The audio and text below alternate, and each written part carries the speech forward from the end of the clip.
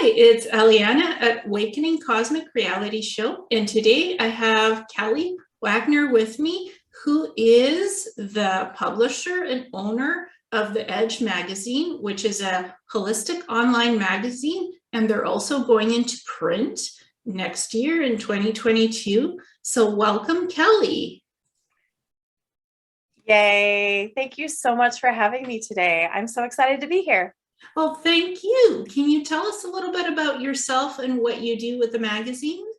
Okay, so the Edge magazine, edgemagazine.net, everybody, is a 29-year-old metaphysical magazine that has been in the US for, again, 29 years. And my husband and I purchased the company in April 2021. Oh my gosh, it's only been a couple months and it feels like it's been so long. I come from a corporate background that just decided I was a VP of marketing, and we saw that the Edge was up for sale. And during this whole crazy time and this pandemic, we just took this huge leap of faith and purchased the magazine. And it was in print again for 29 years. And with my husband being an amazing artist and graphic designer, web designer, and myself being a crazy little psychic medium remote viewer, wanted to jump into our community and support any way we can. And we've created 15 different offerings, both print and online. And we're bringing in columnists and supporters like yourself from all over the world. And we're so excited to be here. So how have you, like, we've had chats and you said you've been changing the direction of the magazine because it was quite a lot different before you purchased it. I loved your eyes. That was great. It was like, whoop. Yeah, because we had chats about this. So you've taken the magazine in a totally different direction. So can you describe what it was before and how you've changed it now? Absolutely. Great question. So before, it was really staying very local to the Midwest or Minnesota region and events. There were a beautiful couple, Tim and Kathy, that owned it previously. And Tim was a beautiful writer and interviewer. And we really, it was a very metaphysical, very skewed metaphysical. So this psychics and tarot card reading, and they did events and numerology and astrology. So just a lot of those modalities, and they stayed very loyal to that community.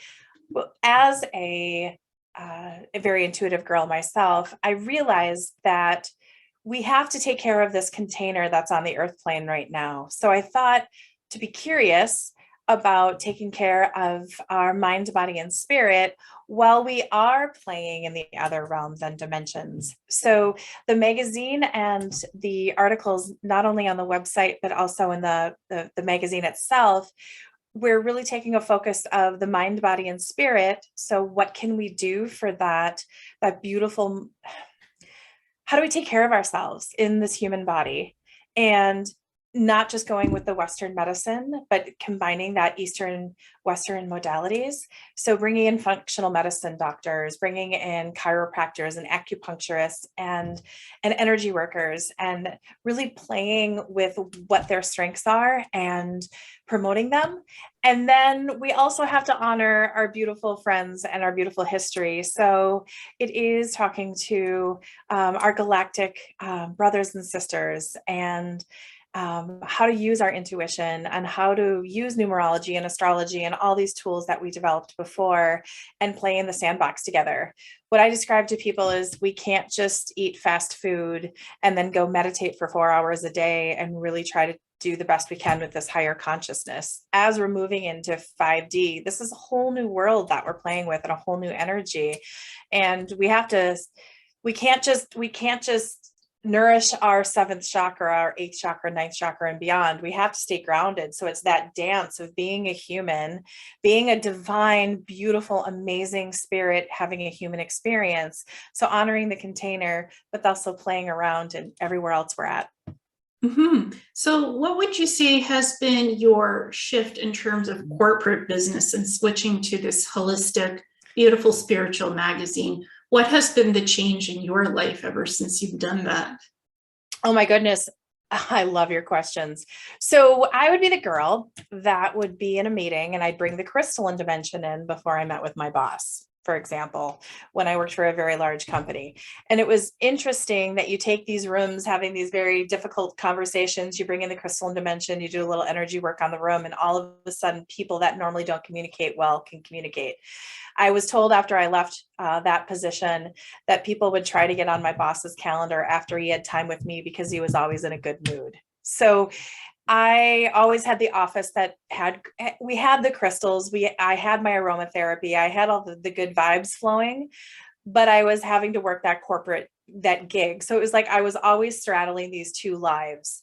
So I had to put my straight hat on and go be in that corporate world. But then on the nights and weekends, I would be going to psychic development retreats and how to grid your home in crystals and how to work with mindfulness and how do we play in different dimensions and ancestral healing. And so I'm going through all of these different modalities and trainings that I did, but I had to keep it really kind of to myself. And that transition has been like, I get to play, I get to be in my community and with my community and my world. And I get to, by nourishing everybody around me and around us, everybody wins. And I get to work with my husband and I'm so excited. And we have so much fun together. And yeah, that's the best response. Mm-hmm. And I've had people ask me, how do I get into the spiritual world, into this holistic business model of healing, of promoting spirituality? And I always say, what's your intent? What will be your focus? So you have a great focus with the magazine because you're blending everything. You're bringing in the healers, you're bringing in the spiritualists, you're bringing in the psychics, the astrology, you're blending in everything. Plus you're being inclusive of authors of the ufology community, because I'm from the ufology, the researcher, the experiencer community, because we've had chats about some of my experiences and they're very broad based. I'm also a psychic and an energy healer. So I do everything. So it's great that you're including that in the magazine, that you're giving people this new voice in a safe space. You're also doing interviews on your own show. So that's amazing. I am.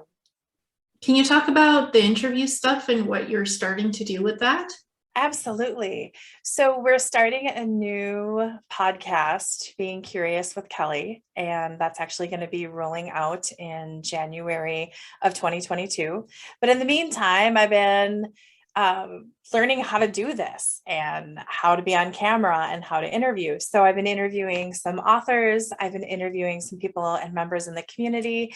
And when you advertise with The Edge and you're a supporter of The Edge, I'll also be interviewing you as you're part of your package. So it's a way for me to give back to our community and our advertisers and supporters and partners. I really look at anyone that wants to advertise in The Edge as supporting The Edge, because when you support The Edge supports you. I'm very into this give and take of energy, and it's not always a financial energy exchange, because there's a lot of ways that we can nourish each other, and then we come up. Yeah, because you and I are doing an exchange. I'm interviewing you, you're interviewing me, and we're also doing an article, in-print article, beside Jenny Lee, who's a remote viewer and a psychic herself. Yes. So it's an amazing experience. Like you said, it's important to have advertisers. It's important to support these businesses. But it also sometimes there's this spiritual exchange, fair exchange.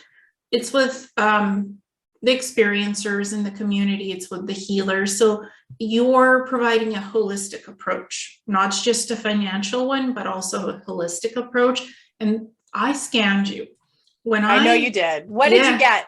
Yeah, when I connect to people to work with anyone, whether a fair exchange, something, a project, or I'm working with clients, I always scan them first. And what I got from you is a beautiful, shining soul who wants to speak the truth and share the truth and go where most people don't go, dive deeper beyond the rabbit hole. You're very curious. You're looking for the truth. You're looking for honesty and fairness. So those are your traits and qualities when you when you connect with people. You're fair, you're honest, you're compassionate.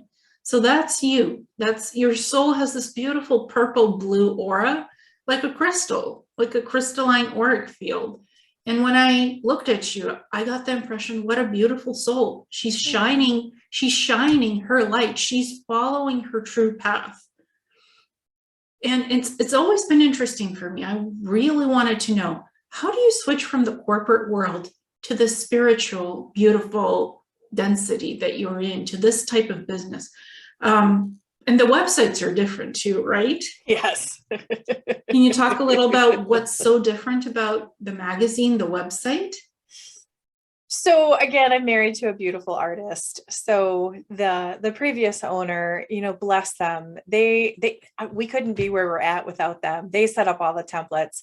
Steve's just going in and making everything beautiful. He's the type of guy that when he makes food or he makes a pizza, everything has to look beautiful.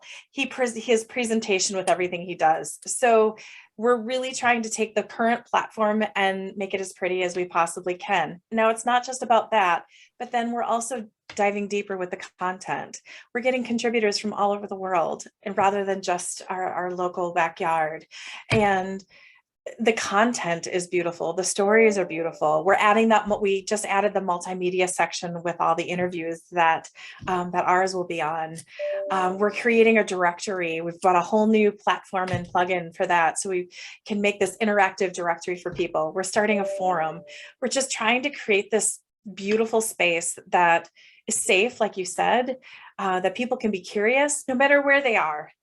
Something that I describe it to people that we're trying to do, and I'm so glad that you scanned me and I'm about to respond the way I am, is I don't want to say elevator pitch, but when people say, tell me about the edge, the new edge is basically this pool that we invite people to come to.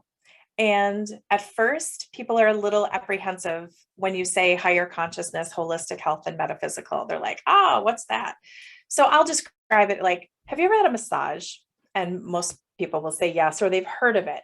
I'm like, have you ever thought about Reiki? And they're like, what? And you describe it to them and you're like, I describe it as a massage for your soul. So people that have had acupuncture or chiropractic care or a massage, they're going to be a little bit more curious to coming in and having Reiki done. So once we get people invited to the pool and they put their bathing suit on, then they put their toe in and they can have those experiences like for Reiki. But then we invite them to come swim a little deeper. So you like Reiki? Would you be interested in training and getting to know other Reiki practitioners and masters? And then if you want to go deeper and that feels good, would you want to train and do it yourself? So it's just giving people, no matter where you are in your curiosity, a beautiful and safe space or a place, space to be yourself and to ask silly questions or that you might feel, but they're not, because if you have them, other people might have them.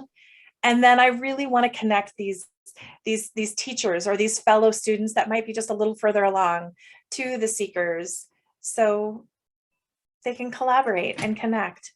And it's it's cool. You're creating a far more reaching, safer community, because there's UFO spiritual communities. There's so much on the internet that's going on. They're everywhere, but are they safe? Are they inclusive?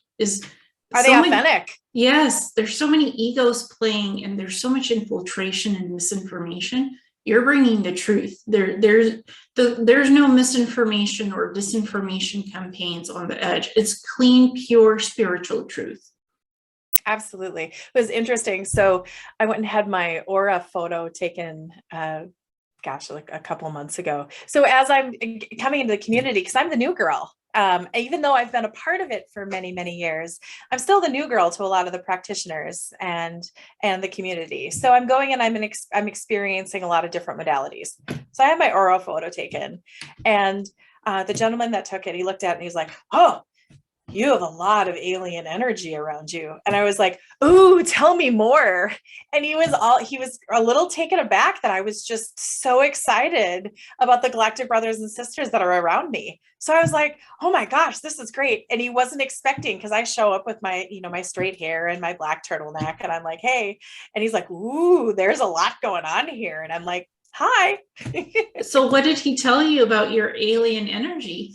I don't think he was really, I don't think he really, I think I pushed him a little bit. Or maybe I didn't, I don't know. I think I just kind of caught him a little off guard in that moment. So he just said it was present.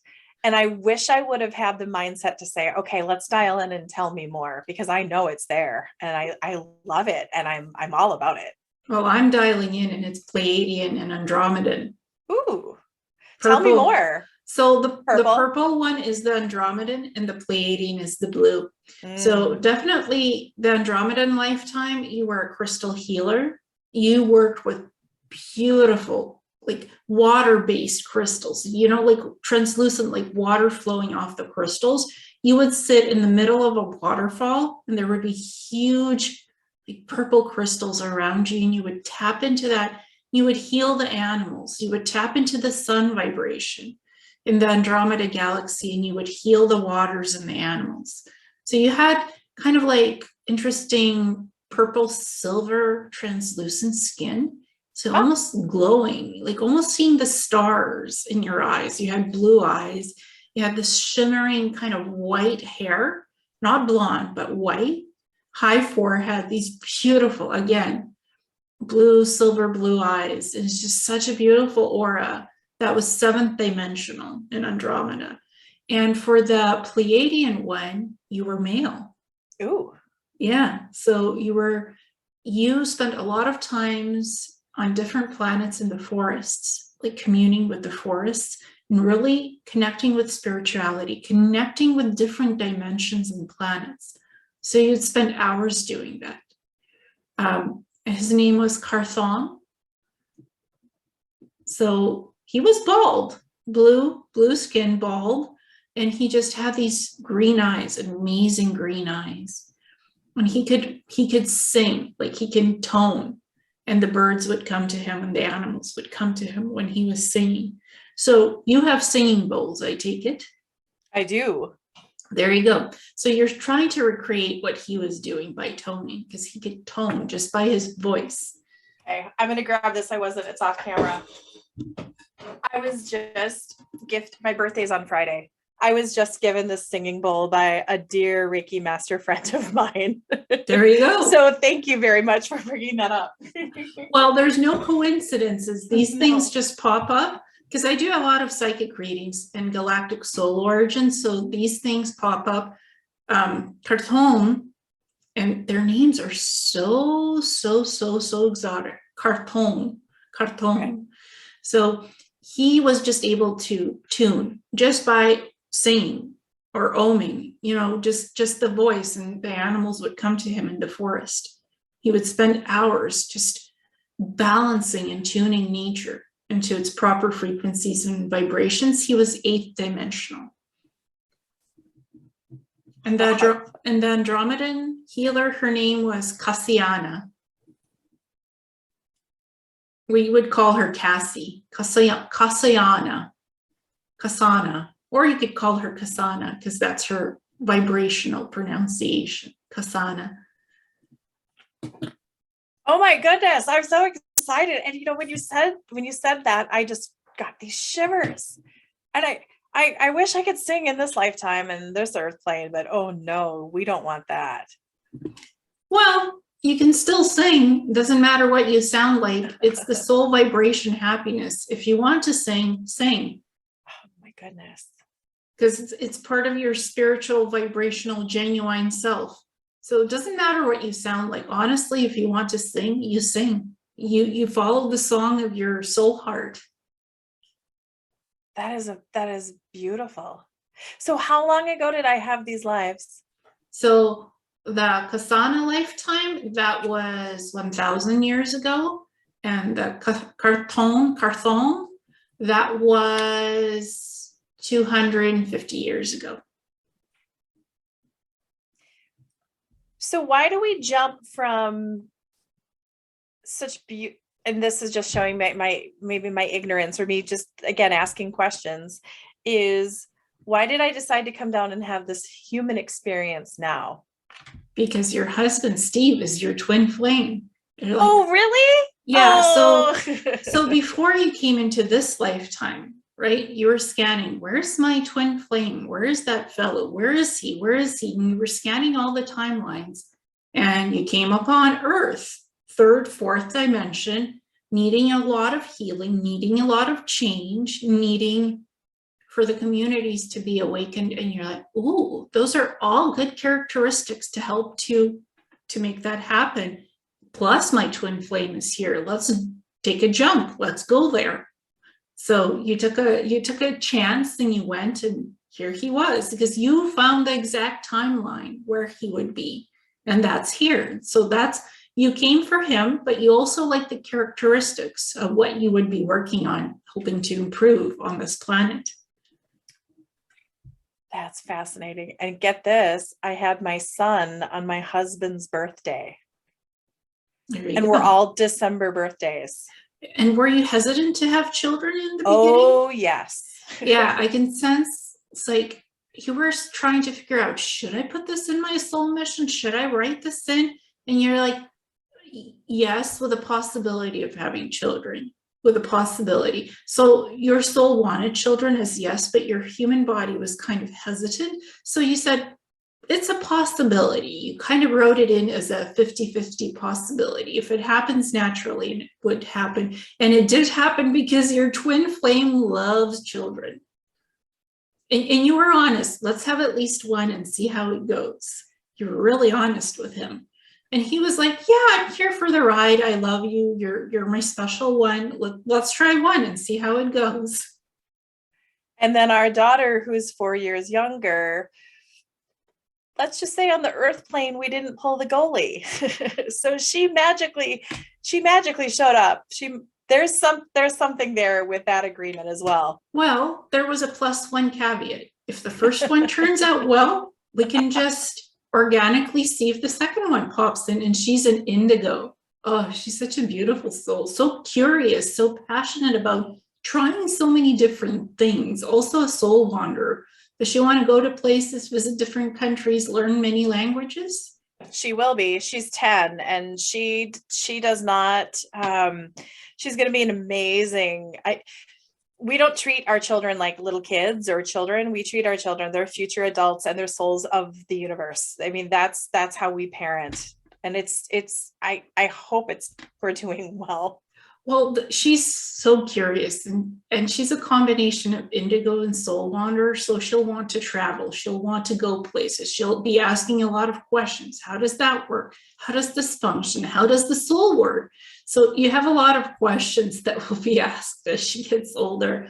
And your son, he also likes exploration, but he's very bright in his mind. Does he want to be like somebody who does problem solving and wants to fix things in life? So he might be an engineer. Yep. Because he likes to create things. He likes to model things. He likes to make models of everything, not just buildings, but models of science, earth science, how the land works, how things work in life. So he might want to be majoring in two things, engineering and life sciences, or ecosystems, like earth ecosystems. So because he has so many talents and so many different things he wants to do, so he might have 3 different majors when he goes off to university or college. And they're such different little souls. They're so different, and how they made the high five and came into our family together is just fascinating. Well, you're a seeker, and you welcome different experiences, and you've taught them that it's okay to explore whatever they want in life, as long as it's pleasant, as long as it's positive, as long as it's following their genuine selves and their explorations. They can come to you with anything if they have something they want to explore and see the possibilities. They can do that with you safely. So you and Steve are the perfect environment for these beautiful kids. Well, thank you. And your son is a crystal child. He's just so vibrant. He has a green aura, and your daughter has this beautiful blue. Oh my So goodness. your son is Syrian, Sirius A, and your daughter is definitely Andromedan. Oh, And Andromede or Andromede. Andromede is a planet. So she's from the planet Andromede. now was I ever on the planet when she was there? No, but your Okay. soul vibration is connected. It's the same planet as where Okay. Kasana is from, Andromede. Okay. So you guys are from the same planet, just different timelines, different galactic soul paths. That's just so, I love this. Like,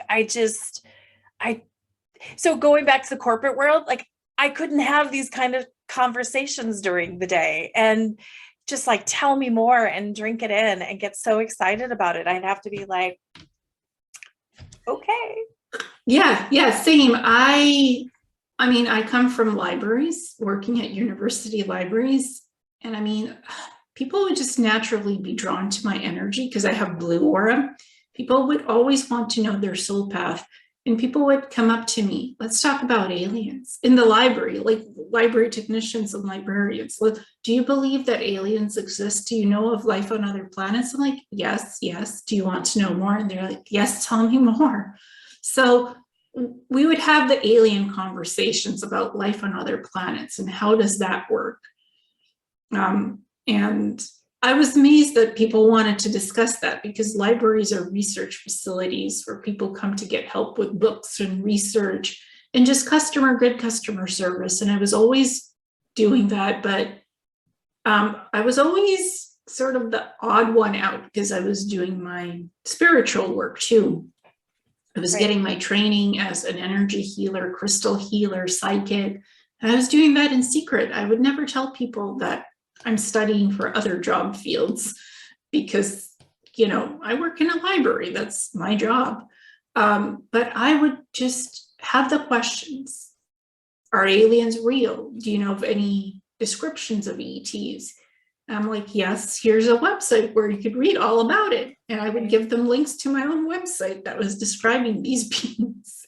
Because the Andromedans told me to create a whole library database about spiritualities and ETs and about healing too. How do we, the word's not coming to mind. That's correct. The word erase is coming to mind, but it's not right. How do we erase the fear that humans have about our galactic brothers and sisters? By really shifting the old paradigm that aliens are not dangerous. Contact is not dangerous. It's really erasing the old paradigm. Okay. Mind control, brainwashing techniques, because we've been exposed to a lot of MK Ultra programming from media, from social media, from news. Yeah, you have to be like super afraid of ETs. They're here to harm us. They're here to annihilate us, take us over. It's the old paradigm. You know that UFO report that came out? It's like they might be a threat to us. That's what's in the report. They could be a national security threat, and everybody, national security, ETs, national security. If they wanted us gone, we would have been gone ages ago. That's what I thought. Right? Mm-hmm. So Jenny told me that we currently have over 150 different kinds of, now do they like to be called the Galactic Brothers and Sisters, or what's a better way of describing it? Because I don't want to say that if that's the wrong.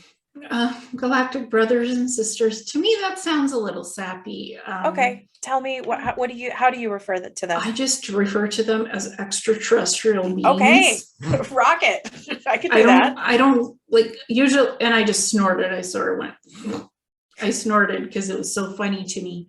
Most people are like, are aliens real? And I don't call them aliens because they're not migrants. They're part of the universe. Alien is like almost like insulting to say that our aliens real. It feels insulting to me to say aliens. Mm-hmm, me too. And ET, calling ET home, even saying ET, like that's a foreshortener for extraterrestrial beings. Right. And there's so many different types. There's interdimensional, multidimensional, dimensional. There's the light beings, there's the physical humanoid, extraterrestrials, there's the angelics. There's so many different types. There's just the pure energy beings that doesn't have corporeal form. Some of them are orbs, so many different types. And then we go on to that nastier ones. Some of them are very positive, some not so much, some have agendas. So people are like, oh, ETs are all love and light and all good and there's nothing bad. That's not really true. Some of them are good, some of them are bad. They just have their own polarity fields, just like we do on Earth. They have their own lives. So, you know, it's like you can't just lump in a class of extraterrestrials with one ideology, because there's so many varieties of them. Oh, absolutely. And how hard is it for them to come to this third dimensional, very dense Earth plane? What have you heard? What do you get? For some of them, it's really easy because they're hybrids. They're human ET hybrids. They can exist in this dimension because they've had their genetics adapted to that. For others, it's very hard who don't look humanoid. Okay, if you have like blue skin and pointy ears, people are going to start asking questions if you suddenly transport yourself, say, in the middle of Manhattan, Times Square. That's why they've never, I don't like this cliche. If extraterrestrials exist, they would have already landed on the lawn of the White House. I don't like that cliche. They're never going to do that because they're not going to single, oh, here we are. They're not going to put a target on themselves wide openly, like put themselves in the middle of government. They'd never do that. They make telepathic communication through telepathic means with us, with those who are ready for contact. But we wouldn't be seeing right now somebody with blue skin and pointy ears who's 10 feet tall just walking in the middle of Times Square in Manhattan. That would draw the wrong attention. People might be scared. People might like, what the heck is that? What is that? Why is it here? It's so unusual and different. And that's a humanoid being. What if somebody just popped in with 4 arms and 4 legs that looks like a hammerhead shark? Or a being that has a tail, an aquatic. Like, you can't just plop something in the middle and say, oh yeah, here it is for you to accept. Some humans need time to accept different realities, different concepts of humanoid living beings that don't look like us. Look what's going on right now in this world, what we're going through. So it's like, oh yeah, you got the jabon and you didn't get the jabon. Some people include the ones that are not jabon and some people don't. But it's like a segregation that's going on. Right. There was the apartheids with the folks of color and the whites. There was the stuff with the Native Americans and the whites. There was the stuff with the Jews and, you know, the whole Holocaust stuff. So we've had a history of segregation and not being too welcoming of those that are different from us. Same with ETs. Like, how would I'm sure you and I would react. Okay, there's a blue-skinned extraterrestrial with pointed ears that's 10 foot tall walking among us. Hi, how are you? Mm-hmm. Where do you come from? Teach me something. Right. If we sense that the energy from them is positive, and it's also sensing energy and intent, that's so important. You and I would be like, well, as telepaths, we were like, who is this being and why are they here? And if it's positive energy, we'll try to make contact physically. For us, these are not differences. Mm-hmm. This is just another living being coming here for a visit. So you and I, the ones that understand extraterrestrials and the concept that they're real, they'll be like, yeah, let's talk, let's have a conversation. Either a telepathic one or a physical one. Most ETs have translators, so they would understand English. Most of them. Some don't, but they're telepathically adaptable at learning languages quickly. And they can mimic our language, English or whatever language. that we speak, and they start communicating. So it's like, how would we react to a different type of being coming in and walking among us? And some of the extraterrestrials do walk among us because they look so human. They look like us, or they have cloaking shielding technology that mimics looking human, or they're shapeshifters that can take any shape they want and look like us.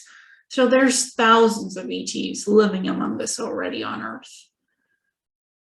That's fantastic. So here's a question. I've heard that English is a low vibrational language. And I know in my meditations, when I go up to the council, it's interesting. So I go into my breathing and my meditation, and like Tinkerbell, I shoot up to the council, and I'm always greeted by white beings. So they're like, it's just white beings, and they come around me, and it's almost like a greeting.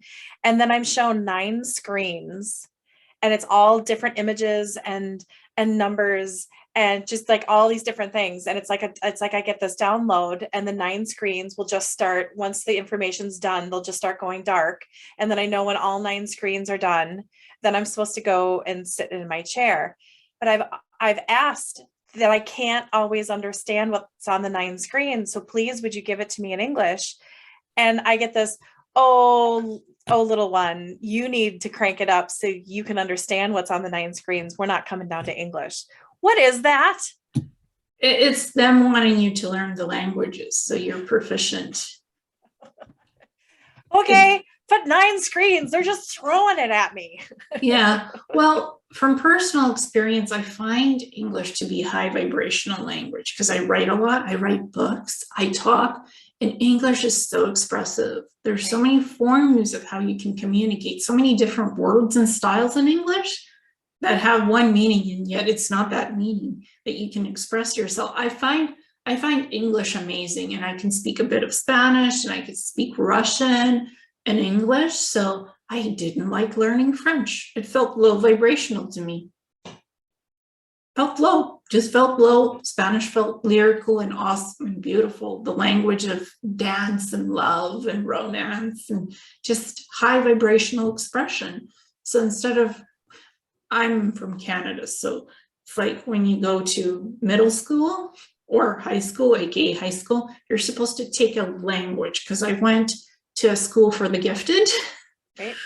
We had a great arts program and earth sciences, so I was in history and English. So I took advanced English, I took art, and I was asked, well, now it's time for you to take French. I was like, no bueno, I ain't doing French. Right. I want to learn Spanish. Thankfully, the school gave the opportunity to learn Spanish, French, and Japanese at the time. Ooh.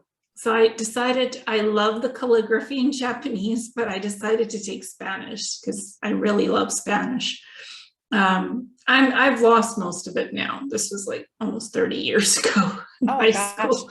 I can ask where the bathroom is and what my name is, and I could do basic Spanish, but nothing like I could speak before.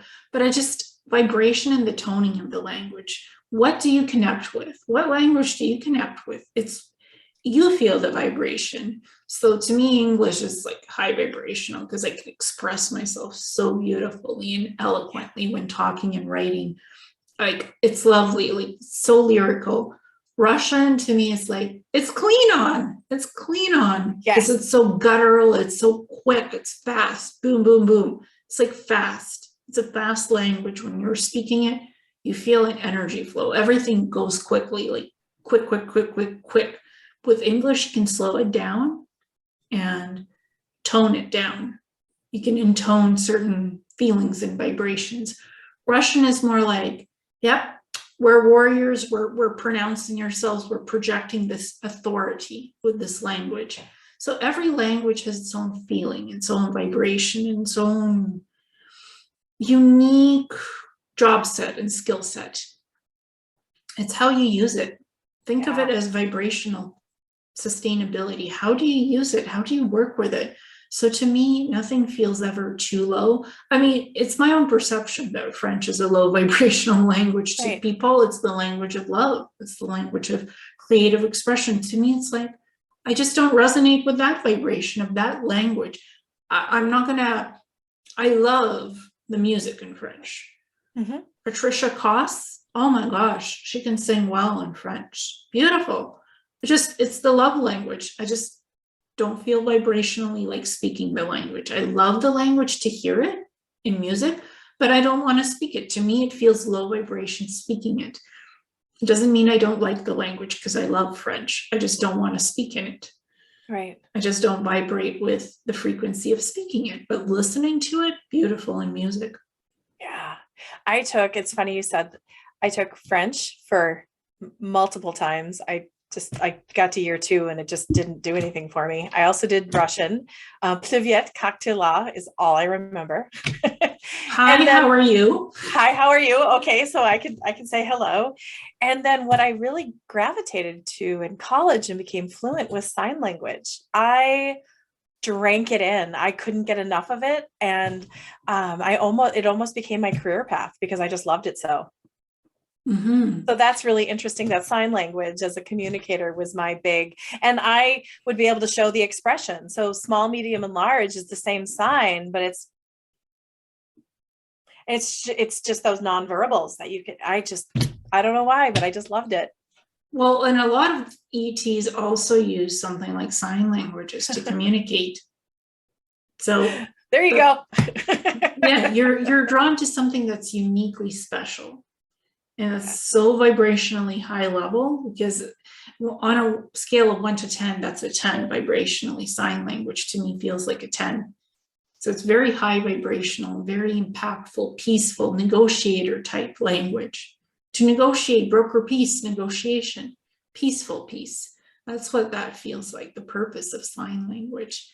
And it's unique it's not easy to learn, is it?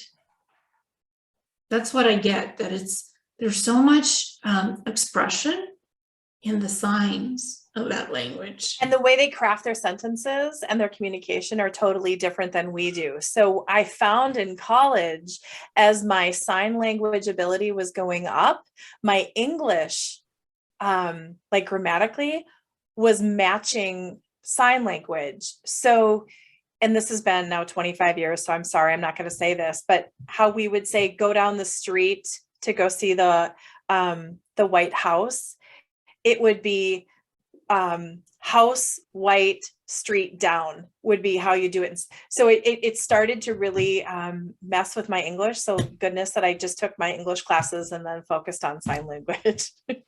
Well, again, I loved it. You're drawn to what you're drawn to on the frequency and the vibration. And humans test this out. When you go to buy a crystal, right?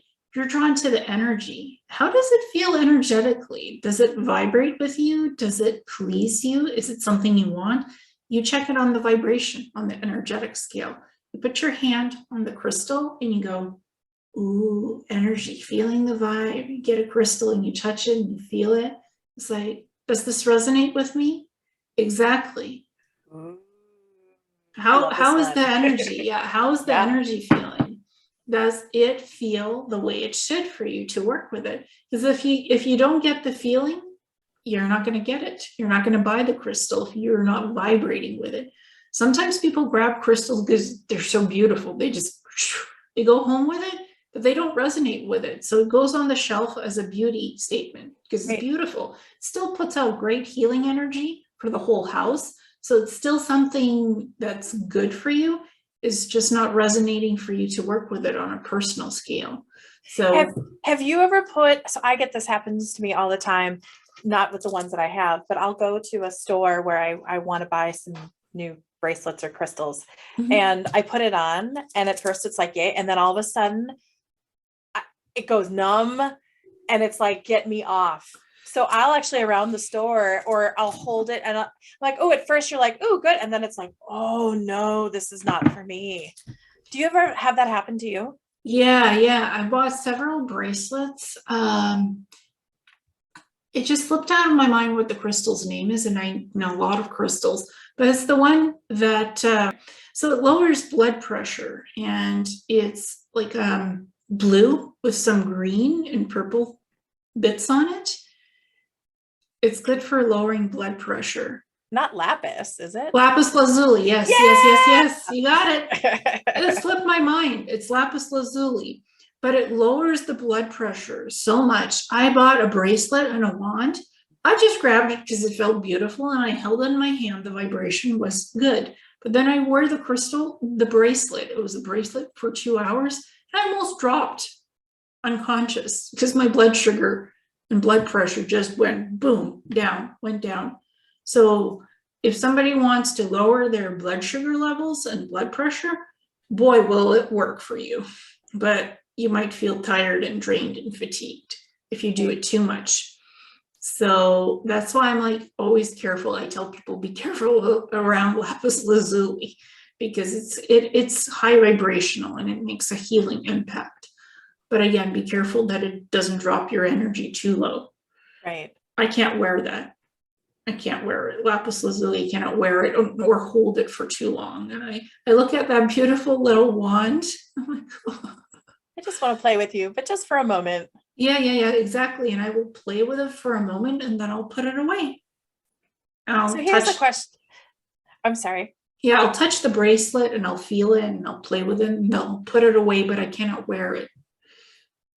I'm the same way with shungite. Like I have this little bracelet and I love it, but it's just like, okay, thank you, friend. I can't wear you. Exactly. So just because it feels good in the beginning and it gives a good impression doesn't mean you have to wear it. Like if you're attracted to it, you can still get it and play with it and feel it, get the benefits of it, but you don't have to wear it if it makes you feel uncomfortable. Oh, that makes sense. So here's a question for you. I've gone through 5 Apple Watches. I can't wear them. I put them on, try to buy them because they're so cool. And I put it on and I go numb up to my elbow. No matter what, and when I'm returning them and I'm telling people that I love this, but I go and it stops right at the elbow and I have to wear like hematite over it just to be able to put it on. What do you get on why I've gone through 5 and I don't wear a watch now because I just I don't know. And I'm not asking my question right, but the way you're responding, you are. Well, because the Am I alone? No, it's perfectly normal. Apple Watches has a high electromagnetic frequency field, and that's too much for you. Try a Samsung watch because Samsung makes watches too, just like Apple. Apple is just the Apple Watch is too high, too much electromagnetic frequency in it. It's almost like electric shock therapy for you. Overstimulation of your nerves in the hands. That's why it's going numb. Try a different type of watch. Try a Samsung. It has a lower vibrational frequency, electromagnetic field. I was on the verge of just going by an old school watch and not have to worry about all the technology. Just try a Samsung. Yeah, Samsung, because the watches you can talk on the phone. It's calibrated. It's amazing. My dad has a Samsung one. When I work with it, the energy's like mellow, low electromagnetic field. The key is the vibration has to be lower for you. So it's not like all watches won't work for you because some will. Apple is just the electromagnetic field is too high. Same with phones, smartphones. My dad got he switched carriers and he got a SIM card and it was so high. Electromagnetic field was too high. I'm like, this SIM card is too much electric field in this. Get this, return that. And I'm like, bleh. I did that. I said, I stuck my tongue in and I said, blech, this is gross. And I'm demonstrating that because I did that. I told that to my dad and it's like, you're crazy. They're all the same SIM cards. I'm like, no, they're not. Just get a different one. He got a different one from a different carrier and it worked because it was a lower frequency. I'm like, I want to use my cell phone. I just don't want to upgrade my cell phone yet, a smartphone. And mine is it's not even on 5G. It's not even running on full capacity. And I can tell the difference between SIM cards, between home phones. Try different brands because not every brand is going to have the same magnetic field, the same field of electrical pulse. One might be higher, one might be lower. So I've returned so many different items. It's not funny. And I don't say, this is making me numb. I'm like, this is just not working the right way for me. I just say that because people are like, if you tell them it makes you go numb, they're like, what do you mean? What do you mean by that? So I don't even say what it does to me. I just say, it's just not working right with me. I need to switch something to a different model. And people understand that and they're like, yeah, sure, go exchange it. So, or return it, whatever. Like I went through 20 different light sources to make this happen. And in the end, I got simple beauty lights. Whatchamacallits. Everybody uses them in the beauty world. The ring lights? Yes. I got 2 small 10-inch ring lights that I use on my desk. And they have different frequencies in the yellow one. That's the only field that works really well for me. Right. It just functions so well. And I turn it on the lowest setting and it provides enough lighting. And I got an RBG light as well, Pixel 1. Oh, such amazing frequency colors. They're not all the same. Different ring lights have different spectrums of light and frequency. So sometimes you got to try. I tried 20 different ones and I returned 20 lights before 21 and 22 hit the spot. The Pixel RBG and these little UB size ring lights. They look good. I mean, like, you're doing great. And I'm like, the yellow light to me is what resonates. That this is just what you put the cool lights with me. And I'm just like, ooh. Yeah. The yellow tone, if it works with your eyes and your soul frequency, then that's what works. That's what you got to go with. Most LED lights just cause me to have white spots in my eyes and sensitivity in the brain fog. I'm still going incandescent. Old school. They don't sell them anymore because they're banned, but I'm like, I have 1,000 light bulbs and incandescents that I hoarded. So yeah, the light is on.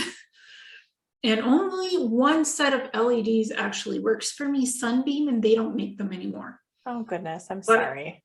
But hey, I have 10 to 12 of them. So, and they're good for almost for a lifetime. So yeah, exactly. Some lights work for me and some don't. And I'm like, I'm not ashamed of returning things anymore because I've learned some frequencies are just not good. Some frequencies are too high. Same with your Apple watches, because Apple makes things with high electromagnetic field frequency. It's too high. It's like getting electrical buzzed on your arm. That's why it's going no. This is just not the right fit for you. That's all it is. It's very simple. It's nothing wrong with you. It's the product. It's too high in frequency fields. I get it. Try a Samsung watch. I think you'll have a different experience with it. So I noticed that we both have cords for our earphones. Can you wear the little cordless earbuds? Have you tried? They scare me and I just get like, no, I can't do it. And I see people walking around with them in all the time. And I kind of want to go up to people and take them out, but I think that maybe it's just something really weird about me. Well, I don't really, sometimes the wire, let me show you something. And I'm licking myself. I love it. I stick my tongue out again because these are Sennheiser. These are $300. $300. And they're Bluetooth. These are the only ones I can wear without the bzzz, beep. Yep. And the reason why I'm wearing these is because I have an old school computer tower that doesn't have a microphone. I have a Blue Yeti microphone, but I need these to hook that up to the microphone. It's not a Bluetooth situation. So I prefer old school style because I can hook that up to my microphone. Right. I don't want to get expensive loudspeakers, because I don't have room on my desk. So these ones, and even finding these ones, good quality is so hard. These are my old Samsung ones from my original phone from 5 years ago. Yeah. It's so hard to find these good ones like this. So I wear them because they're long, they're very movable, and I hook them up to my MP3 players. I don't know if the Bluetooth ones hook up properly to old school MP3 players. And I don't like the look of them, how they stick out of your ears. Like it's a floaty sensation. Like I don't wear earbuds. I just think they look awful sticking out of your ears. At least this has a cord and you're wearing earphones. People understand what you're wearing. I just don't feel like I need, Bluetooth doesn't always connect well to things either. Sometimes it just disconnects and it doesn't work well with Zoom. It just doesn't. So my excuse is I don't want it. I don't need it. I prefer this. And just for me, I don't need the function of the Bluetooth ones because it doesn't connect to my mic. I don't think it does because there's a special jack that connects to my mic and it's only for this. And I don't have speakers on my tower computer. It's a game tower. It's a fast beast, but it doesn't have speakers because it's from 7 years ago. Right. I don't care. We could do a show just on all the little technology things you have to do as we're creating our vibration higher and higher and higher. Yes, but to get back to your original question, a lot of people who are sensitive to electromagnetic fields and frequencies, they cannot do these, earbuds that are Bluetooth because they interfere with their own soul frequency, their own energy. Because our auric field is what interacts with this electromagnetic field frequency of the technologies. So I have never tried earbuds, never. The cordless ones, and I don't plan to because honestly, it doesn't serve my purpose.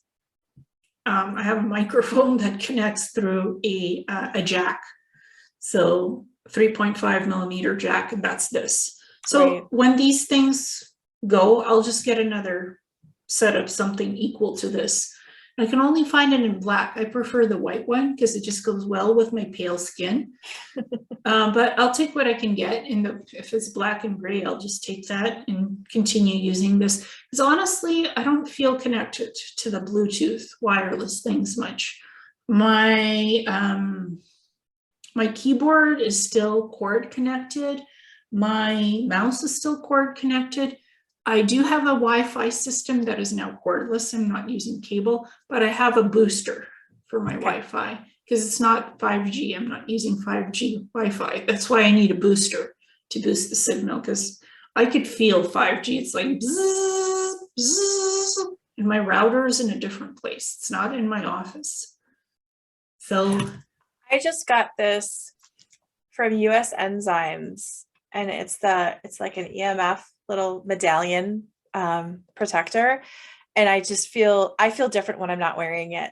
And it's it doesn't always go with all the fashion of the world, but I wear it 24 hours a day. It's fantastic and it feels really good. Well, some of them do work. If it feels like it's working for you, then it is. But there's a lot out there that don't work. Going to our authenticity discussion at the beginning of our talk. Yeah. I mean, again, there's so much electronics. If you try it and it doesn't work for you, just return it or exchange it for something different. Try until you find the right product, whatever it is. Right. For you, it's a watch. For me, it's been ring lights, it's been phones, it's been everything. So try again until you find what works for you. That would be my general answer for all technological things. I think that could be an answer for life. You just keep trying until it feels good. Exactly. I mean, it's phenomenal that for products like physical items, you can return them, and I believe in returning them. For spiritual things like psychic reading sessions, I don't believe that you should return something like that. This is just me. It's just how I feel. So some things are fantastic for returns, others not so much. That's how I feel. It's personal things. So, I mean, just having a wisdom-based thing, it's like, why are you getting something? Why are you trying something? Understanding what are you doing for your soul? Why are you doing something for the soul? That's so important. And I always tell people, sit with it before you. Sometimes I have people who are not sure about a psychic reading or a healing. I just say, well, take some time, think about it, if it's the right fit for you or not, because I have just me, I don't believe in returning spiritual things. Mm-mm. When you're doing a session for somebody, you're working hard, you're putting in your energy to help somebody. I don't believe that you can just return something like that when you worked hard. That's just me. That's just how I think. So I always say to people, think about it. Just see if this is really what you want before you get a session. Because it's kind of like weird. Oh, I didn't like it. Can I have a return on this? I'm like, no, sorry. I don't do that. And I'm very clear about that. I tell people, when you book in a session with me, you can't return it. I'm sorry. Right. You can change it to something different of equal value if you don't resonate with the type of session you got, but you can't completely return it because that wouldn't be fair to me. Mm-hmm. So I'm really honest about that. And I always say, just know in your soul what you want and why you're doing this. So honesty is so important, and genuineness. And I think you're really honest and genuine about your magazine. It's an incredible venture, and I think you'll be very successful. You already are. And it suits you better than the corporate job. I agree with you fully. And don't listen to any naysayers. You do your interviews the way you want. You're doing a fantastic job. I know you've told me that sometimes you've had people say, well, that's not how you should do it. You should do it the way you feel like you want to do it. Honor yourself, honor your soul mission. You're beautiful. So do you. Thank you so much. I really appreciate that. Do you get any insight as something that I should be doing in the future, or anything that I might not be connecting with that my soul wants to know? Well, the aura field stuff, the auric readings, include that in your magazine too. Because that can be interesting, and to ask them, well, what are the galactic soul origins? When they give you a reading, like an aura reading with a picture, they should explain what that means. So explore that in the magazine as well, because I did an energy healing for one lady who had it on her app, the auric field picture stuff. And she said to me, this is what it looked like before you did the energy healing, and this is what it looked like after. And it had a score rating of how much her aura colors improved and how much energy she had. And I was like, oh my Lord, that's now on an app. So there's proof of what energy healing can do for people, how much the energy healing actually improves the healing process. So, and she sent me pictures, and I'm like, oh, she just scored me on the energy healing session. So that's something you can include for your magazine. That's beautiful. Because there's even a way now, apparently, to measure the benefits of energy healing just by how the aura color changes. And it gives a rating of 1 to 10 in the scale improvement. It's like, whoa, that's now on a cell phone app? That's interesting. My clients always bring me something that I learned too from them. I'm like, okay, well, that just showed the energy healing. What I did helped this lady. And she wanted to show me by the aura colors because it was much healthier. Yeah. After the session, I'm like, that's interesting. And reflexology, oh my goodness, there's this one gentleman named Dr. Vladimir Schwitzman in British Columbia. He has something called the body corridor, where it measures your how your organs work. So he does one before the reflexology session, and he does one after several sessions later, because he uses reflexology and homeopathic remedies. He measures liver function, heart, brain, everything, and he can tell you how much improvement you've had. And it's Dynus Homeopathy Clinic. So it's dynus.ca. So you might want to interview him. Sounds great. Because he does reflexology, acupuncture, and homeopathic remedies. But the body corridor, that's something interesting. It's a device.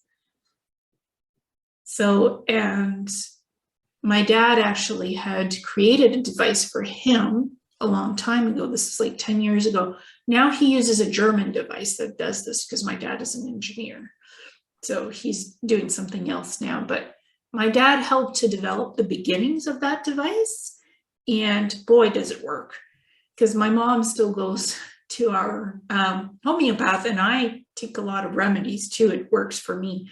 My vitamins, my vitamin B12 complex, I only get from my homeopath because it is balanced correctly for the body. Wow. The store stuff does not do anything for me. It has to be from my homeopath. And I take activated charcoal from him. Okay. Great for liver detox. Love him. I only trust him for my homeopathic stuff. And the corridor, it tells you everything, which is out of alignment or what's in alignment. So, and he does also online consultations. So I've had people from the US order homeopathic stuff from him. So you can interview him if you'd like. He's great. I'll get that contact information when we're done. Yeah, he's amazing. I've known him for 20 some years. So, and I trust him. He's the only homeopath I would trust. If I was to go to anybody, it would be him. He has his own practice and he makes his own homeopathic remedies in his laboratory. So everything is in-house. Everything is like precisely calibrated by him. That's fantastic. Mm-hmm. Mm-hmm. And I've recommended him to my clients too for physical health things, because energy healing, it really helps to heal. But then for some people, you need to continue to do maintenance of the upkeep of what you've healed to continue to get the benefits. So I recommend him because he does homeopathic stuff and he is really high vibration calibrated. He has remedies like against influenza, against the common cold and the flu. I take it in the winter. I take it all the time because I don't want to catch anything. So he really works on boosting the immune system and the health of the body. He's really good at it. Ooh, I'm excited. Are there any products that that you can buy oh gosh, sorry, I'm going into like 10 different directions, starting to channel. Are there any other products that you recommend that people that are really sensitive, we'll say, that they should be taking? Or do you think that's really a case-by-case basis? It's a case-by-case basis. Like the products I would recommend for my video stuff, if somebody wants to do YouTubing, they want to have a vlog videoing, UV size ring lights, the 10-inch ones, Blue Yeti microphone, just the basic one.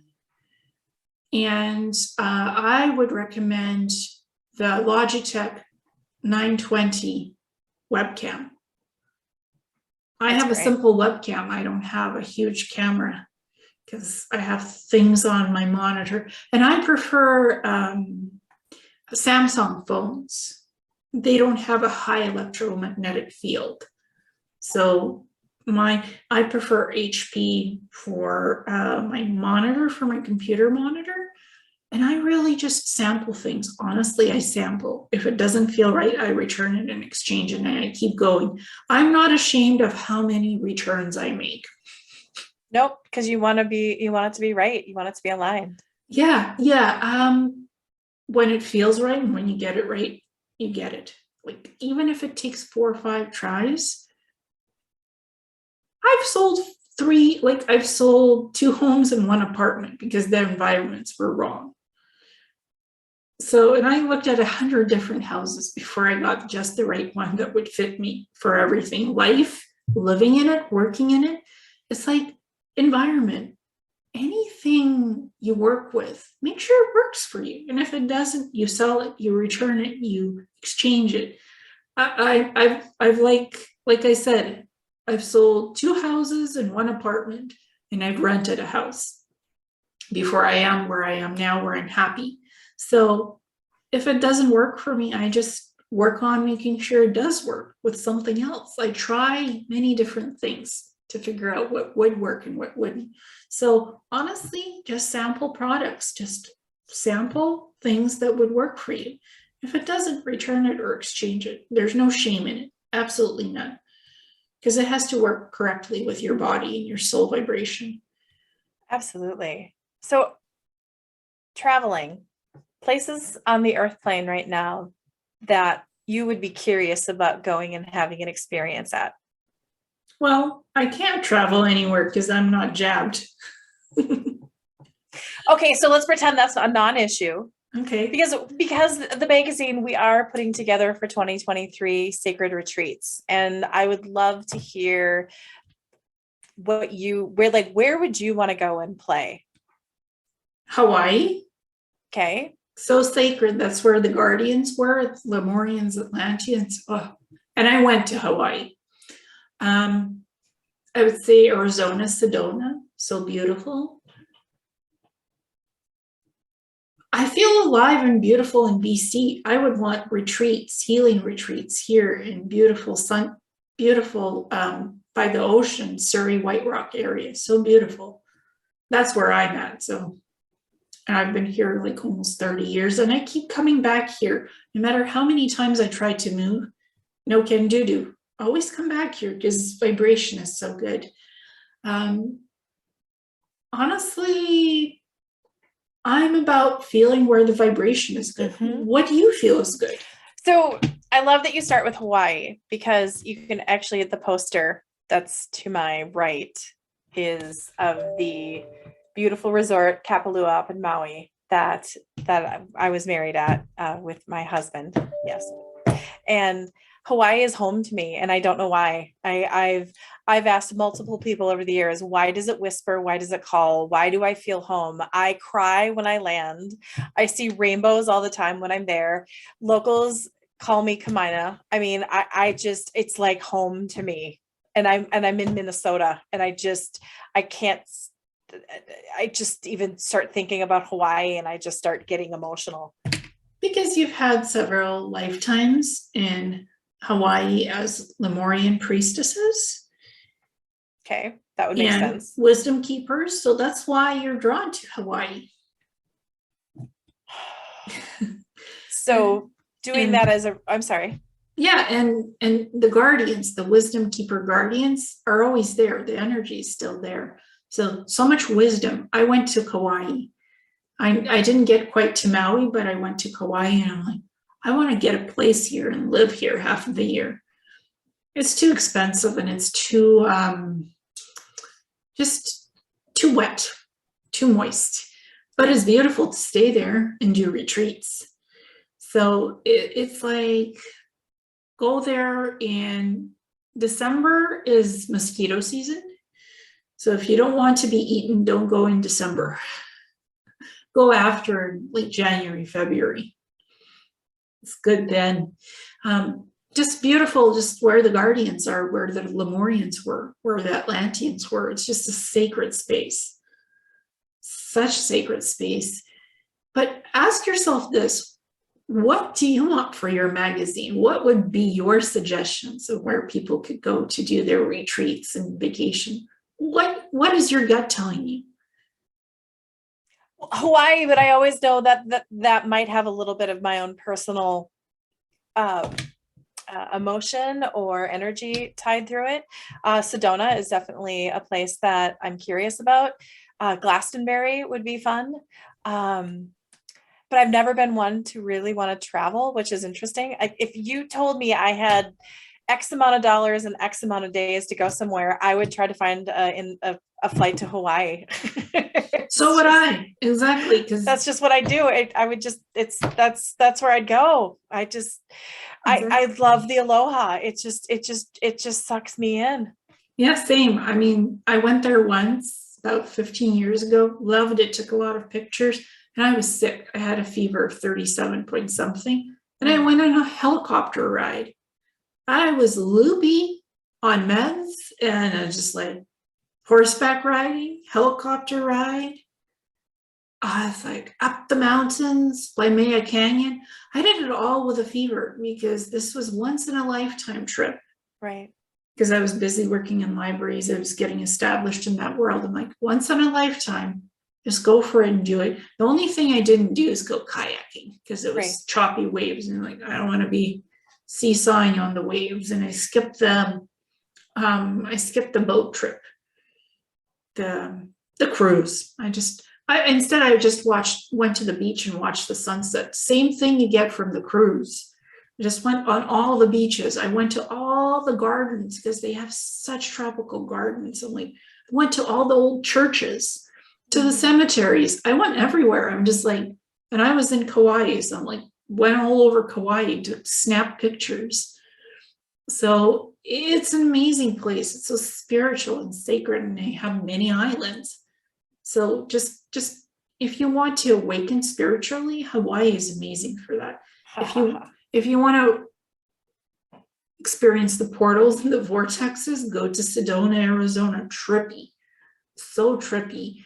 Glastonbury, amazing too. Like Stonehenge, visit Stonehenge. The monoliths, also Atlantean, Lemurian, all those monoliths.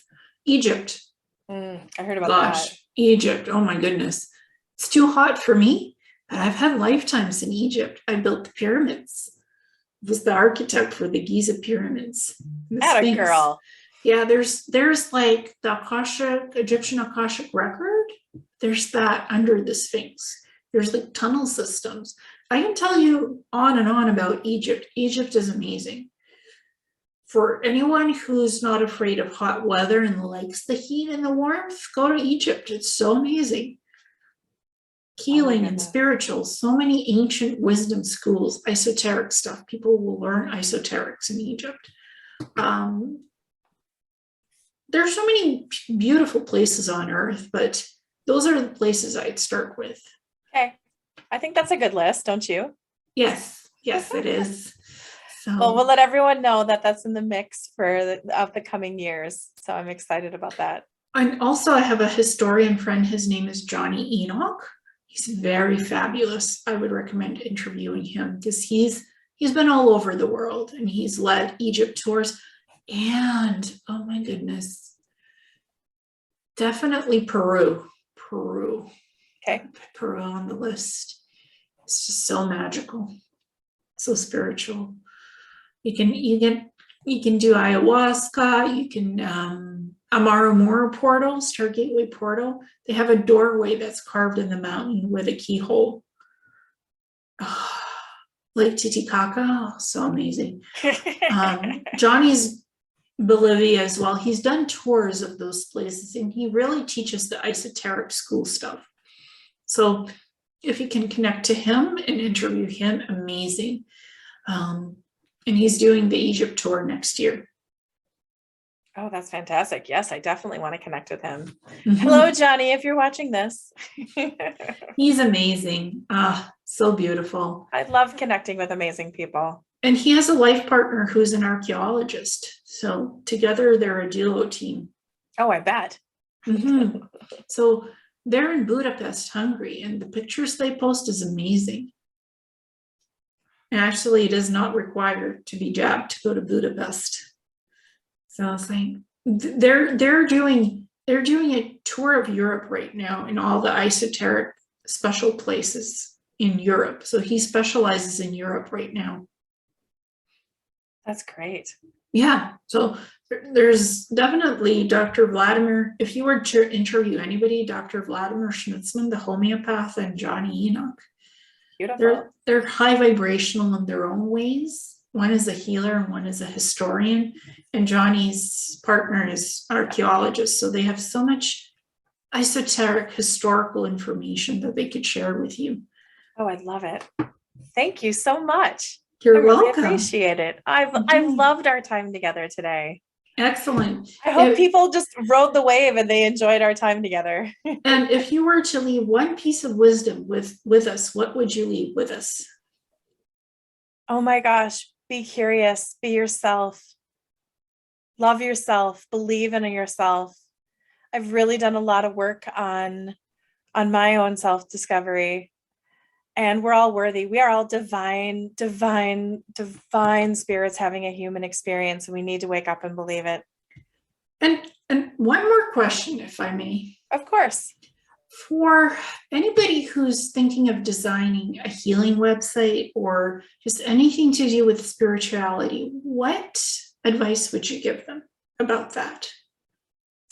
And what level, like what platform to use or what content to put on there? Exactly. What type of, how would you design a website for anybody who wants to be a healer, for anybody who wants to do a magazine, spiritual stuff? Like, what would you recommend to them that they do to start with? There's a lot of amazing examples out there, and I can send you a list that we can put in the chat. Surround yourself with people that are authentic, because there's a lot of people and content out there for entertainment. Use your intuition when you're scanning any of your research. You should see, I have piles and piles of printouts and bookmarking of sites that I've been connected to with people. Don't use such general imagery. I think I'm sick of all the flowers and the people like looking off on a mountain, and really dial in that creatively. I'll be very, very honest. We inherited our website and we've basically taken it, blown it up into a million pieces and then rebuilt it. So working with contributors, working with people that you trust, put information out there that you find and that resonates with you. You don't have to spend a lot of money, but hire people that you trust. And you'll know what's good design and what's not, even if you're not into marketing. You feel it. Like, I look at our website and I feel that there's a lot of really good content on it. I'd say it's not the prettiest website, but there's so much good content in it that it feels on a different level and it resonates on a different level, and we're able to build it out, get something that's expandable. And depend on, are you going to manage this yourself, or are you internally, or are you going to hire someone to do that for you? Know your budget. There's so many gifts out there right now that we can use. For example, I'm married to a graphic designer, but I am wicked smart in Canva. Canva is a gift to us all. It's just, and again, Kelly at edgemagazine.net. If you have any questions, you can reach out to me. I'd be more than happy to. If I can't do that for you, I can point you in the right direction. Go with your gut. I tell clients, give me an example of websites that you like, whether it is in the metaphysical, holistic health. I mean, you might find that a car manufacturer does this amazing website and they have a car builder and they have that cart configurator that's just really great that we can model things off of. So be curious. I'm not trying to be totally cliche, but find what you like. Also find what you don't like, because there's a lot out there that's just really clutter. And then partner with someone. Don't try to do it yourself unless it's without your budget. And then just build upon it. And a lot of people, it's just like, just begin, just do it. And then you can always have 2.0 and 3.0 and 4.0. And honestly, there's, with my marketing hat on, having just good, clean website, logo, marketing materials, business card, whatever it may be, email signature, just having something that just looks consistent and clean makes it look, the perception is that you are a thought leader. And I think that's important. Oh yeah. And I'm like, in school, in library school, they made us try everything, even website design. And I feel passionate about it. I'm like, I've done all of my websites, all 3 of my websites, plus my mom's business as well, because she does jewelry. So I tell people, just make it unique. Again, clean without clutter.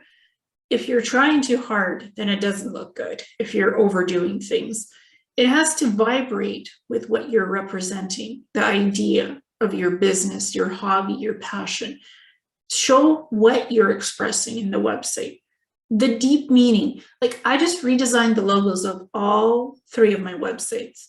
What's the purpose? Because my website was called Messages from a Star Traveler. Well, what is messages from a star traveler? Right. It's a broad, yes, messages, obviously, star traveler. Most people didn't understand. They like the name, they don't understand what is the meaning. So now the name is Messages from a Star Traveler, Mystic Arts and Healing. Mm. That tells you right away what it is. I have a lot more of a who you are by that. Yes, What exactly. what resonates with you? What would you put? I had a client the other day, we did an email campaign for them, and they wanted to put everything in this one email campaign. I advise you really should break this up into 3, because you're going to lose somebody about right here of here. Mhm. And due to timing and budget I followed their direction, and the open rate wasn't the best. And of course, I would never go back and say, I told you so, because that's Mhm. just not how I am. But I try to give people really good advice on how to maximize things. And Mhm. I was using my intuition in marketing. I was using my intuition in advertising, and I have this yellow brick road that I just see this will work. And when I saw the email come over in a Word doc, I went, you're going to lose people in the 3rd sentence, and you're not going to get your value. Exactly. Like if you have a lot of information, break it up in sections and Yep. pieces. You can have one email campaign, then you can put out number 2 and 3. It's follow up. It's follow up that's important. You can't just have one blast of success and then do nothing with it. It has to have a follow up. And the other website that I have is Crystal Grid Creations. It's all about crystals, but I also have healing now, and I have psychic. So it's like Crystal Grid Creations, Mystic Arts, and Healing. Yeah. So I went everywhere on my logos, and I just added Mystic Arts and Healing because that says what I am doing. Yes, it does. And then for my blog, I called it Ileana's Messages from a Star Traveler, because it's still connected to Messages from a Star Traveler, but Right. it's not on focus on, it still has all the business aesthetics, but it's about the videos and the blogging. So I'm like, Ileana's Messages from a Star Traveler, that's perfect. It doesn't need anything else attached to it. And my mom's is TK Jewelry, because it honors her first name, her last name, and that she does jewelry. Yeah.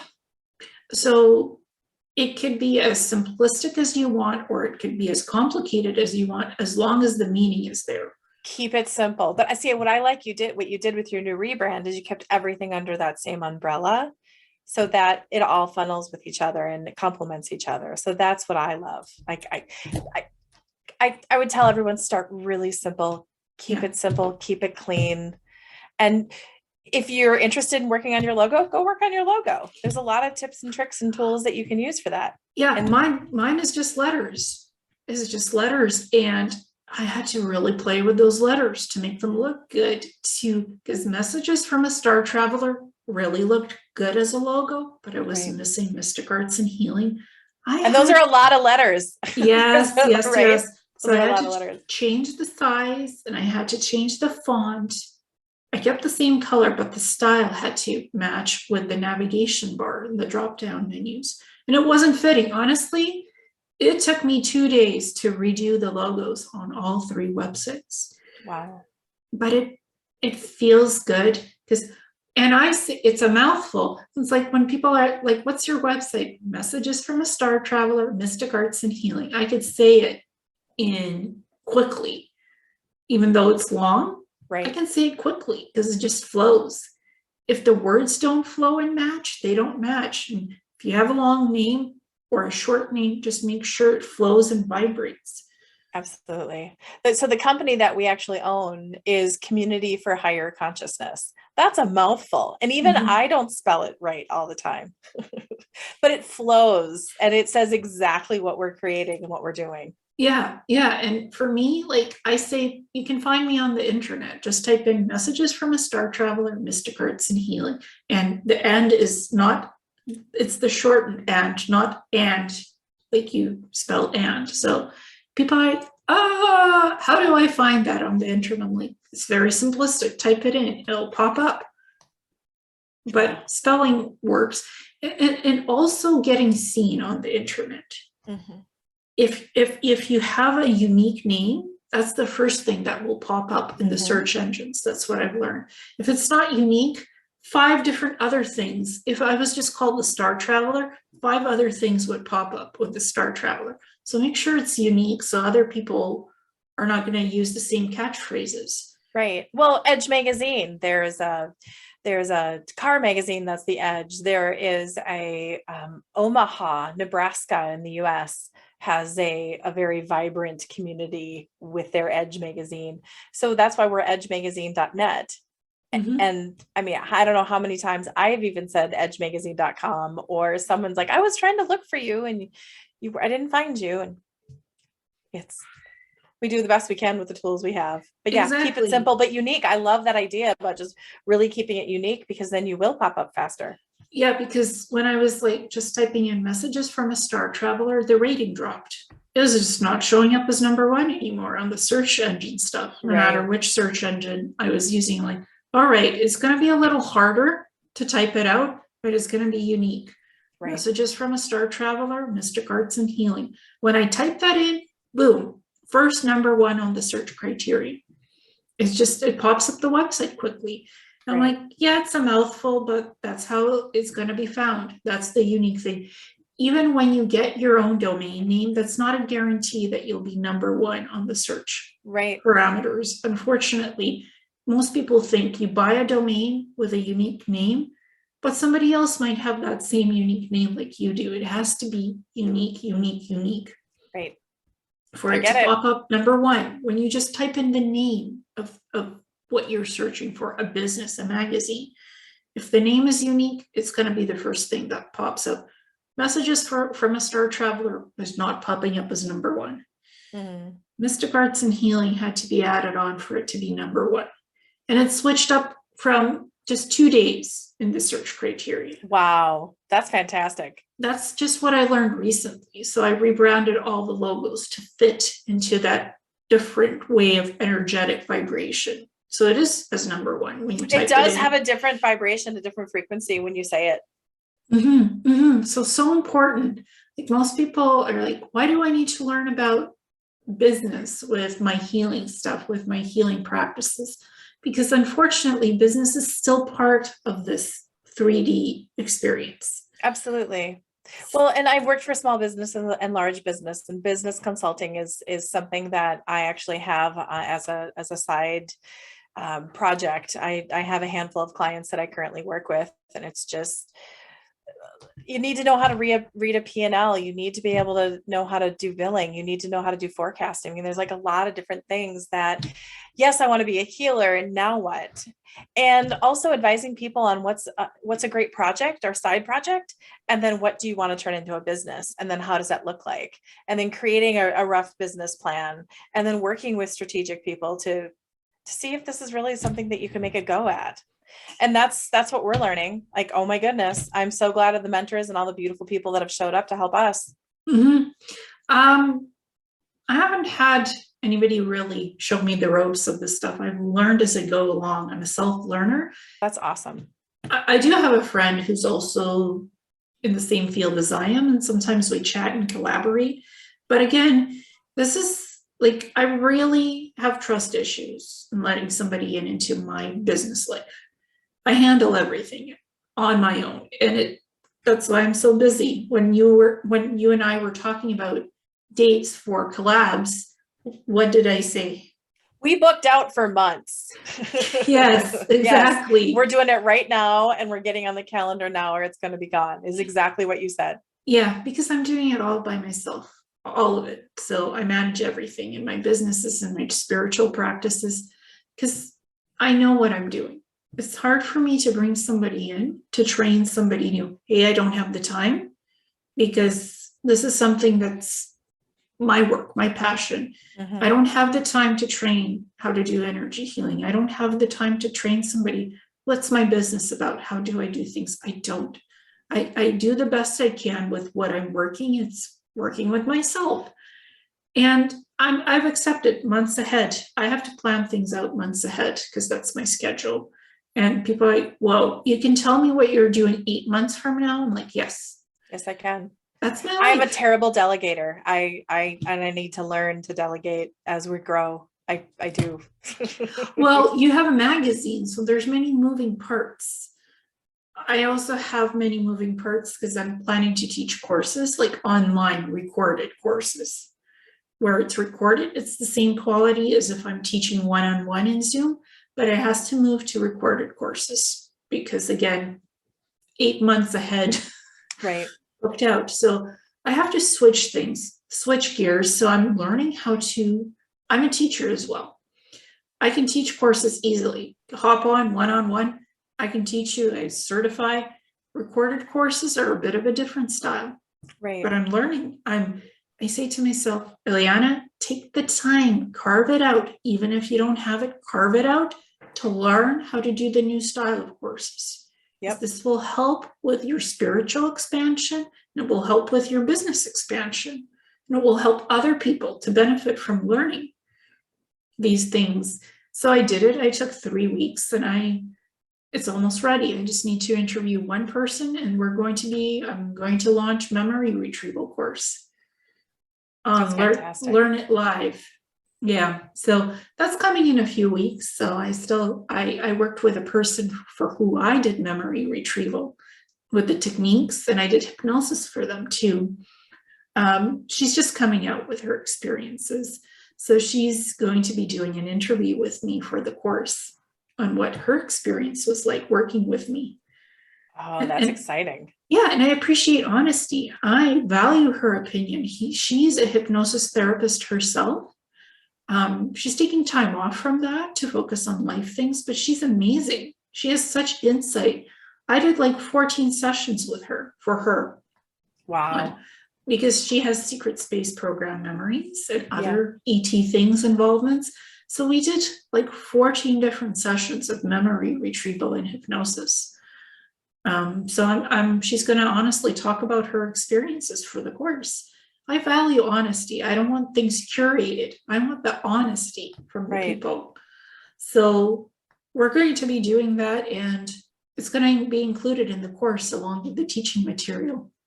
That's great. Because people's opinions, people's information really is important. I don't just want to do a course where I'm talking, and I'm not including other people's human experiences with me. Right. I want genuine honesty. What was your experience like working with me? It's going to be part of the course. Oh, that's fantastic. I can't wait to hear more about it. Yeah, it's a new project. It's something exciting, and it's something I'm excited about because I've never done this before. Not like this. I've taught courses, many courses, and I've instructed people, and I do business consultation as well, how to teach people how to work in this environment, like the spiritual stuff, the energy stuff. But this course is memory retrieval for anybody who has little bits of memories of something. It could be secret space program, it could be ET, it could be anything, abduction, how to tap into those memories and learn more about it. Oh my goodness. if I could describe the course in 2 minutes or less, that's how I would describe it, exactly what I just said to you. That's fantastic. And again, it's key phrases, key words. If you have 2 minutes or less, how do you describe something, what you do? That's how I tell people, you don't have 5 minutes, you have 2 minutes. In 2 minutes or less, tell me what the key factors are, what you do. As a business, as a practitioner, you have 2 minutes, go. And you cannot go on and on and on. You have to be precise, concise, to the point. And when I tell them concise, precise, and to the point, that's when they get it. Yep. They just grab keywords from what they do, what's important, and they say it because they don't have more than 2 minutes to say it. This kind of training I give with my sessions, with my business consultation as well. Because I do life coaching, I do business coaching too. So it's like if you have something to describe, a passion, a hobby, a work, you have 2 minutes, go. So it's like, what's your style? What's your goal? What's your mission? What's your achievement? What are you? Who are you? 2 minutes or less, go. Right. That's just fantastic. Wow. Good for you. Oh my goodness. I mean, if you can describe yourself in 2 minutes or less, who are you? You have 2 minutes, go. Yeah. Same life values, life purpose, soul mission. Because sometimes people only have 30 minutes with me in a session. Right. So I only have 30 minutes to describe for them what their galactic history is. I grab the most important things psychically that I see that are so important. Right. And I just go and I just tell them about it. It's always recorded on video. All of my sessions are video recorded because I believe in honesty. I Right. believe in being genuine and held accountable for the work that I do. Right. And if people say, I don't feel comfortable, and I say, I'm sorry, it's all recorded. Yeah. Because I have to be held accountable for, and it goes nowhere. It's just a recorded session, just like a doctor takes notes after patient's Absolutely. visit, same thing. So I don't have to take notes if I need to refer back to the archival record of a session, and it's on a secure hard drive off my computer. It's not on my computer. It's safely locked up somewhere else. Nobody has access to it but me. Or if the client wants video, I'll send them the video. Right. So it's like honesty is genuine service that's honest, based on integrity, an organic business. I don't do the typical corporate stuff. That's not my style. That's not me. I still want to get on your calendar. Well, you are on my calendar. Oh, I'm on your calendar a couple times. Yeah, it's fantastic. I try to fit things in a balanced way, even if I'm busy. I just try to balance things out as honestly as I can. Good for you. That's so important. Because time is precious. Time is so precious these days. It's like my time is valuable. I don't say time is money. I just say time is valuable. My time, your time. It's not about money. It's about, what do you want? What do you want from me? You tell me exactly, straight to the point. What do you want? And let's work. Let's work together. I try to ask people, what would you like to do with me? Just be honest. I have so many different services. People get confused. What does your soul tell you that you want from me? How can I help you? I ask them and they're like, I just want a psychic reading. I want a healing. When I ask them, what do you want from me? When I ask that question, if they're confused, I get 10 emails a day. You have so many different sessions. I'm just not sure what I want. Can you tell me what I should do? Like, I can't tell you what you should do, but I can ask you the question, what's going on in your life? What do you want to work on? What do you want to do with me? And when I ask those questions, it gives them clarity and precision to decide what they want. Because I have 20 different services and courses and things. And I just like, what does your soul tell you? What do you want? Straight to the point. Well, and if anything, they can take it down from 20 to 3, and then you can help them with the 3. You'll be like, ooh, this one, right? And so I think that's brilliant. Yeah. Well, I mean, again, when you have a list of things that you're looking at and going through, I like this, I like that, but what do you need the most from that list? What does your soul need right now? Sometimes it's not what you want, it's what you need at this moment. Right. So I've learned, like, and they say to me, I'm still confused. I don't know what to choose. And I say, think about it. Give it a few days, give it a week. Just think about it, because it's what you need. It's what you want to feel comfortable with doing. Right. So I give people time to think. If that's what they need, that's what they need. I don't tell them what session to get. I don't even do the advertising marketing. Oh, I think your next session should be this. I don't do that. And people are like, oh, how many follow-up sessions should I do? It's up to you. How many do you want to do? Right. I don't push that on people. I don't advertise that way. If you want to do something, it's up to you. That's what I say. Like, what do you feel good with, comfortable with in a session, and how many? You choose. Up to you and when. Right. That way they're comfortable in what they want to do, when they want to do. Right. Mm-hmm. I'm really upfront. I say I'm booked into next August. Somebody wants an emergency thing. I can't always do that. I'm honest. I'm just honest. Right. That's just where I'm at right now. And, I try to be as accommodating as I can. So That's beautiful. 8 months ahead, I know my schedule. I love it. I I absolutely love it. yeah, I live by, this is what's in front of me and this is what's coming up for me. Like my schedule, I take photos of my schedule and I carry it on my phone, my digital schedule, because like I have paper schedules and I have digital schedules, and I always have it on my phone or my computer and in front of me on my desk. So I know what's tomorrow and what's 5 months ahead or 8 months ahead. That's just how life is, and that's beautiful. It's like it's just fantastic when things are working and things are beautiful, and you learn to figure things out as you go. Nothing is ever a mistake. Nothing. Okay. I believe you. So thank you so much for joining me. Absolutely. Thank you for having me. I look forward to all the adventures we're going to go on in the future. Oh, we are definitely. And we're friends. We're more than just people who interview each other. We're friends. Yes. Yeah, absolutely. So beautiful. Thank you Thank so you. much. Bye. Bye.